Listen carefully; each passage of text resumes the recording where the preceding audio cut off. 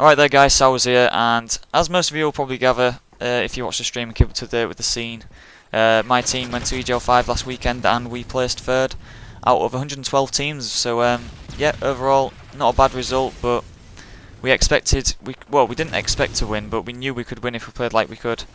And you know, I still think we could have won. I mean, a few factors went against us, and it's just how it goes sometimes, but I'm sure most of you guys will know about that if you watch the stream. But yeah, overall third place and second out of the EU teams, so it's like I say, it's nothing to start crying over.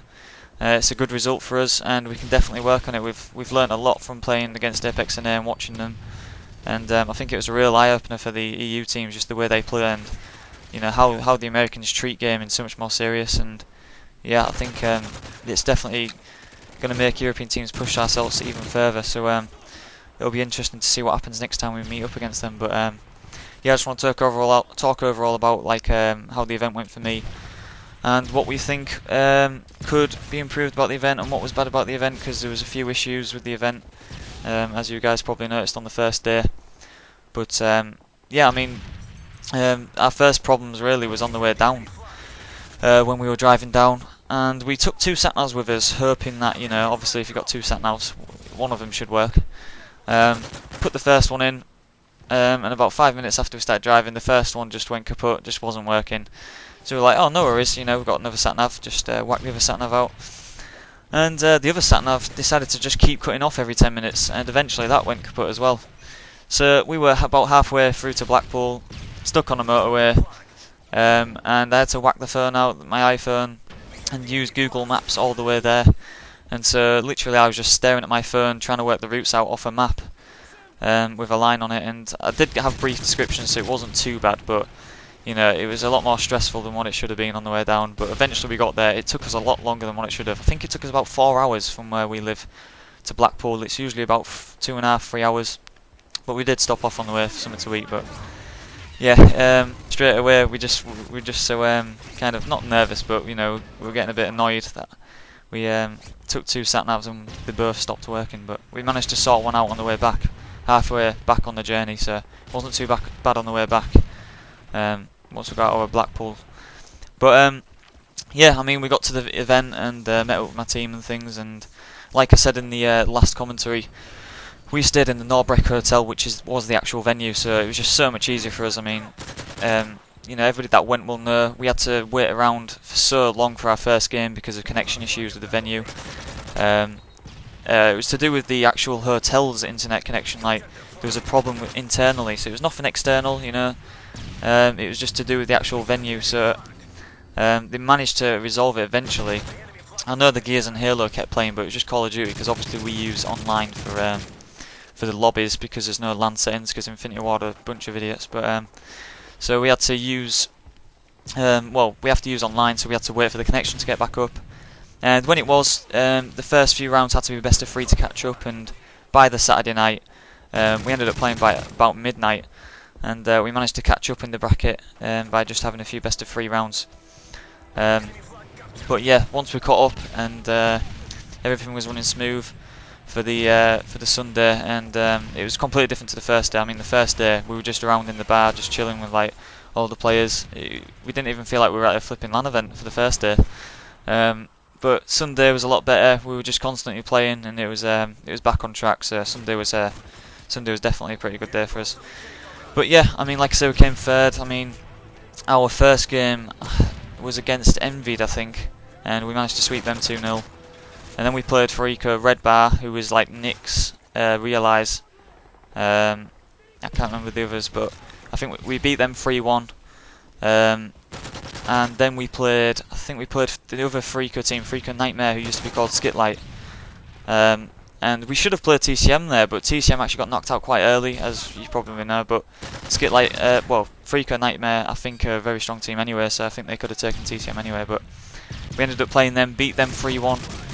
And then that led us on to apeX.NA, of course, and you know, that was on stream, and I heard a lot of people were watching it. And if you've looked at my videos already, some crazy players went down. And yeah, it got us pretty pumped. But I mean, we played apeX.NA, we didn't know what to expect because we've never played them online before. I always try to arrange it with Rambo, but our times always clash, like obviously with them living in America, and we don't usually play that late on. So we went into the game not really knowing what to expect. I mean, I watched a bit of them, I understood kind of how they played, but I mean, we played arcade and CTF, and we were just kind of caught off guard with their play style, really. I mean, I think the first map we just knew we just got to forget about that and move on for the S&D lockdown, and obviously S&D lockdown started, and I got that clutch, and it kind of gave us a bit of momentum after that clutch I got. And we went 3-0 up on lockdown. We started to figure out what they were doing on S&D, but they really cleverly switched it up. I don't want to go into what they did, but they definitely switched it up on lockdown. They were trying to attack B-bomb, I think, at first, but they took it a bit slower, trying to get to A-bomb on lockdown, and it kind of threw us off guard a bit, and they managed to just sneak round by round, and it got back to 3-all. And then Vapes got really unlucky on the last round not to finish the round off for us. He did a good rush through A-bomb side, I think, and he almost got, he almost won the round for us pretty much on that round, but he didn't manage to take Merc down, leaving me and Merc in a 1v1. And Merc managed to come out on top in that 1v1, and a lot of questions arose about that 1v1.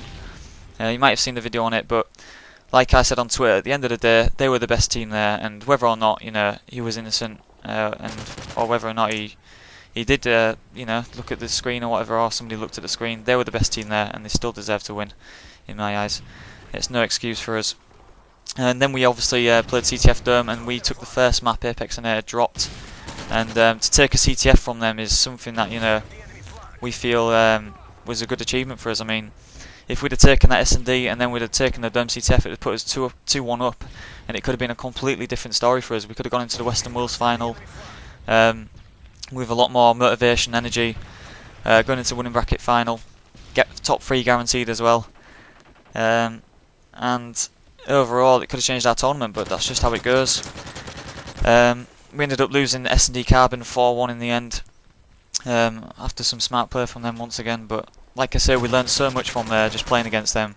I was just saying to Rambo, how much smarter they play, and as a team, and just how much we've learnt off them just from playing them, because we didn't scrim online much, we didn't really know what to expect, like I say, but the way they play is so much smarter than the Europeans. Our play style, since we've started doing CTF in general, it's been a lazy play style, giving people set roles just to care about their own play, so there'd be a camper, an AR slayer, SMG support, SMG objective, but it's really kind of opened our eyes, I think, for the top teams, that we are behind in the way that we play as a team, and I think individually it's still up for debate, are we better, are they better, but at the end of the day it's not about that, it's about winning, and teamwork comes first. So there's a lot for us to learn as a team. We think we've hit the nail on the head of what we need to work on and stuff, but it's going to take us a lot of practice to make sure we're ready to take them on next time. I mean, we didn't do too bad this event. Like I say, we could have gone 2-1 up on maps, but we definitely need to improve our consistency and working on this new play style. And just in a way, we learned so much off them. So we're nowhere near our peak. We know that. The aim for us now is to be the best team in the world. Not we don't just want to be the best team in Europe. We've got to aim for new heights, and that's exactly what we're going to do. But yeah, overall, had a great event. Met a lot of new faces as well. I did say in my last video to come and say hi to me, and a lot of you did. So it was good talking to a lot of you guys. And yeah, obviously meeting the old faces as well, all the people that I've been to LAN with before. It's always good meeting the old faces.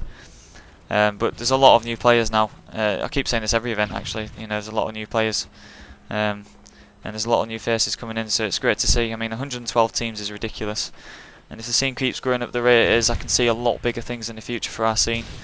And especially with MLG, seeming interested in Europe as well. The future looks bright for our scene. But yeah, overall, great weekend. We've got I-Series coming up in 3 weeks. apeX.NA won't be going to that, from what I understand, because Scumpy can't go, but they will be coming the next EGL, I believe.